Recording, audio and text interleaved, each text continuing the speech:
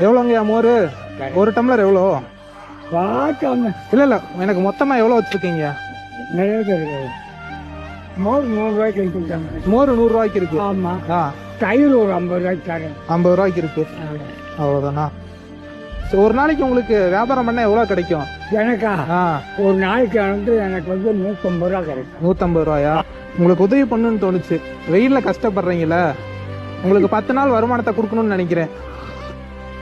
பரவாயில்ல பரவாயில்ல பரவாயில்ல பரவாயில்ல. பெரியவருக்கு தெரியும். ஆ. அடுத்து வைக்கிறேன். ஆ, உனக்கு அது நல்லா இருக்கு. தயிர் வாங்க. இல்லை வேணாம்ப்பா வேணாம், உங்களுக்கு தான். மோர் சாப்பிடுங்க. இல்லை வேணாம் வேணாம் வேணாம். மோர் சாப்பிட்டா தான் மனசாரு. எனக்கு வீட்டில் போய் என்னை நினைச்சுக்கிட்டே சாப்பிடுங்க. ஆ சரிங்க. நினைச்சுக்கிட்டே சாப்பிடுங்க. ஆ, போதுங்க, அப்படியே கட்டி கொடுத்து. அதெல்லாம் சொல்லக்கூடாது. இல்லை போதுங்க.